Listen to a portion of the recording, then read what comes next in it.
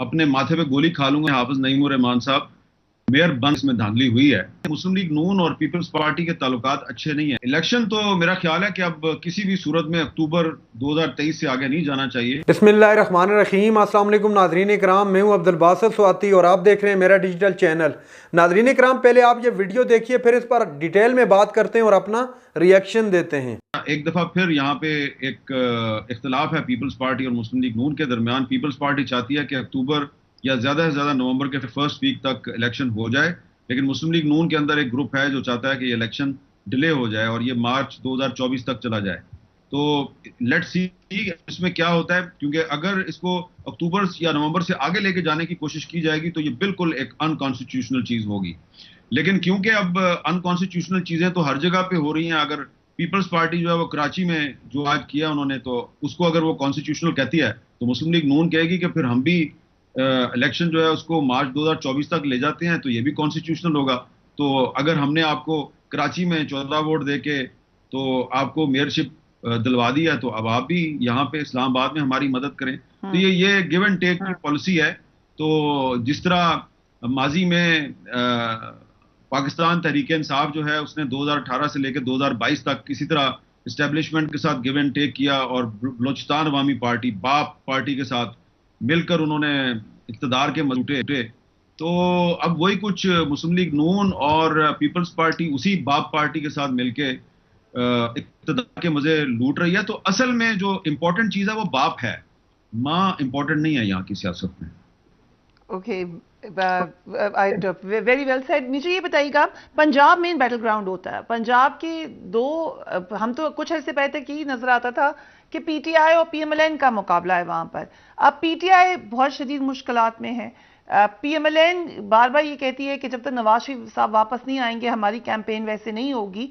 लेकिन ये जब भी इलेक्शन होगा पंजाब का, क्या हम देखेंगे कि इसमें ना chairman Tehreek Insaf most probably नहीं होंगे या जेल में होंगे या सीन में नहीं होंगे, और दूसरी तरफ नवाज शरीफ भी नहीं होंगे? ऐसे ही होना है पंजाब का इलेक्शन।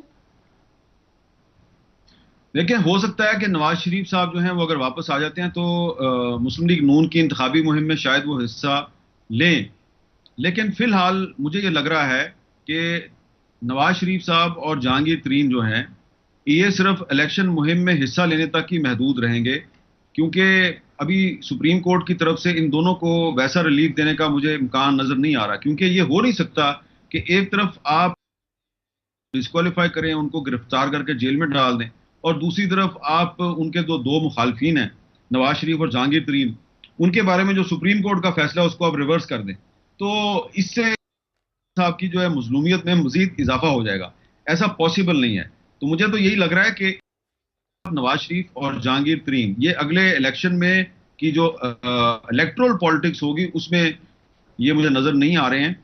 लेकिन अगर जेल में भी हों और डिस्क्वालीफाई भी हो चुके हों, और उनके जो वोटर्स और सपोर्टर्स हैं उनको पता चल जाए कि मिस्टर फलां XYZ या ABC जो हैं उनको आपकी सपोर्ट हासिल है, और भले उसके पास बल्ले का निशान हो या ना हो, सिर्फ इतना पता हो कि वो इस बंदे के पीछे है, तो मेरा ख्याल है कि उसको बहुत बड़ी तादाद में वोट पड़ जाएंगे। तो मुझे लगता यह है कि अगले इलेक्शन में भी पंजाब में मुकाबला मुस्लिम लीग नून का की हमायत याफ्ता पार्टी या ग्रुप या कैंडिडेट्स के दरमियान होगा। इसमें जो पीपल्स पार्टी और इस्तेकाम पाकिस्तान पार्टी हैं ये मेहमान अदाकार होंगे। सो ये स्पॉयलर्स भी हो सकते हैं, और अगर स्पॉयलर्स होते हैं खासतौर पर इस्तेकाम पार्टी, आपको क्या लगता है किसको फायदा होगा इस्तेकाम पार्टी के बनने से या उसके इलेक्शन में जाने के? किसका वोट काटेगी वो? देखें, to be very frank, Istehkam Pakistan party में बहुत से लोग जो हैं उनके साथ मेरी बहुत पुरानी न्याजमंदी है, मैं उनको नाराज नहीं करना चाहता। लेकिन ये पार्टी जो है ये अभी तक इसका ना आइन है, ना इसका मंशूर है, ना इसका कहीं पे कोई ऑफिस है, ना सेक्रेटेरिएट है, और पार्टी जो है ये हवा में बना के तो इसको मुसल्लत करने की कोशिश की जा रही है। ठीक है, फिरदौस आपा जो हैं वो बड़े अच्छे तरीके से अपना केस पेश करती हैं, और जहांगीर तरीन साहब भी जो हैं वो बड़ी अच्छी प्रेस कॉन्फ्रेंस कर लेते हैं। लेकिन अभी तक जो इस्तेकाम पाकिस्तान पार्टी ने जो चीज़ आपके सामने पेश की है वो क्या है कि फवाद चौधरी जो हैं वो मीडिया के कैमरों से अपना मुंह छुपा रहे हैं, ये चीज पेश की है।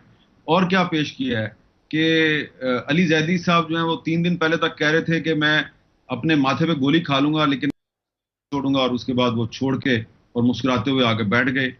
तो ये अगर ये चीज आपने पेश करनी है और आपके पास कोई प्रोग्राम नहीं है, कोई मंशूर नहीं है, तो प्रोग्राम और मंशूर की अदम मौजूदगी में फवाद चौधरी का मुंह छुपाना और अली जैदी का सुल्तान राय टाइप डायलॉग बोलना और फिर उस डायलॉग से यू टर्न मारना, मेरा ख्याल है कि पाकिस्तान के लोग अभी इतने भी गए गुजरे नहीं है कि इस किस्म के लोगों को वोट देने पे वो तैयार हो जाए। इसलिए मुझे नहीं लगता कि इस्तेकाम पाकिस्तान पार्टी आज के दिन तक हमारी पॉलिटिक्स में कोई मैटर करती है। पहले तो ये प्रोग्राम सामने लेके आए ना कि आपके पास कौन सा फार्मूला जिसके तहत आप पाकिस्तान के इक्तिसादी हालात में कोई तब्दीली लेके आएंगे। तो अगर यही पुराने चेहरे जो पहले के साथ थे और इन्होंने को पहले फ्लॉप किया और फिर उसको छोड़ के तो दूसरी तरफ चले गए, तो आई एम सॉरी टू से ये पार्टी जो है ये फिलहाल मुझे चलती हुई नजर नहीं आ रही। नाज़रीन इकराम, आपने वीडियो देखी जिसमें हामिद मीर साहब फरिया अदरीस साहिबा के साथ तशरीफ फरमा थे प्रोग्राम के अंदर।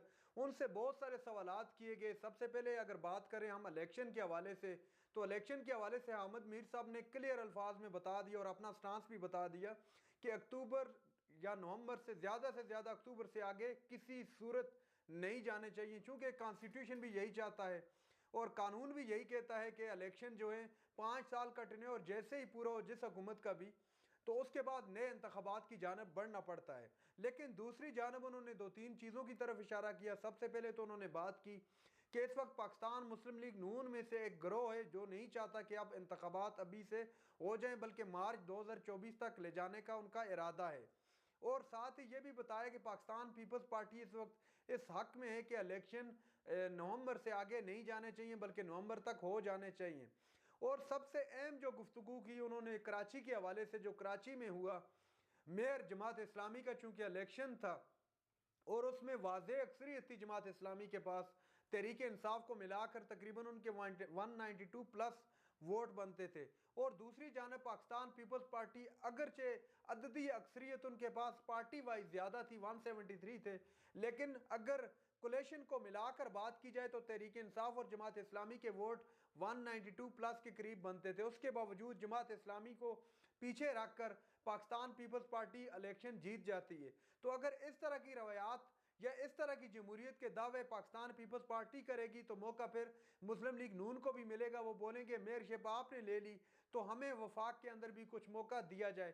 तो सारे का सारा मामला गिव एंड टेक पर अड़ा हुआ है। माजी के अंदर इमरान खान भी ये कुछ करता रहा है, अभी हाल ही में ये सब कुछ हो रहा है और इन फ्यूचर भी होता रहेगा।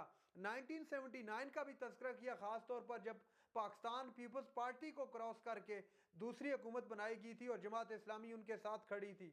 तो खास तौर पर उन्होंने कहा कि 1979 से लेकर 2023 तक पाकिस्तान की सियासत में जमहूरियत में कोई तब्दीली नहीं आई बल्कि सिर्फ और सिर्फ चेहरे बदले हैं। इमरान खान के मुतालिक उन्होंने जिक्र किया, इमरान खान सियासत के बादशाह हैं। अगर नवाज शरीफ को पाकिस्तान में लाकर उनकी डिस्क्वालिफिकेशन खत्म करके इमरान खान को डिस्क्वालीफाई करके जेल में डाल दिया गया तो इमरान खान की मकबूलियत में मजीद इजाफा होगा, जिससे इमरान खान को संभालना मेरे ख्याल से मजीद मुश्किल होगा। इसके अलावा नाजरीन इकराम, जो इमरान खान का इस वक्त आलम है या पाकिस्तान तहरीक इंसाफ का आलम है, वो मकबूलियत के तमाम रिकॉर्ड तोड़ चुका है। इमरान खान भी तहरीक इंसाफ भी, जिस वक्त भी इंतखाबात करवाएंगे तो इनको मुंह की खानी पड़ेगी। बहरहाल आज अहमद मीर साहब ने सही मानों में छितरौल की न सिर्फ पाकिस्तान पीपल्स पार्टी की बल्कि मुस्लिम लीग नवाज की भी। नाज़रीन इकराम, ये थी आज की हमारी वीडियो। चैनल पर जो ने चैनल को सब्सक्राइब कर लें। अगली वीडियो तक के लिए अल्लाह हाफिज़।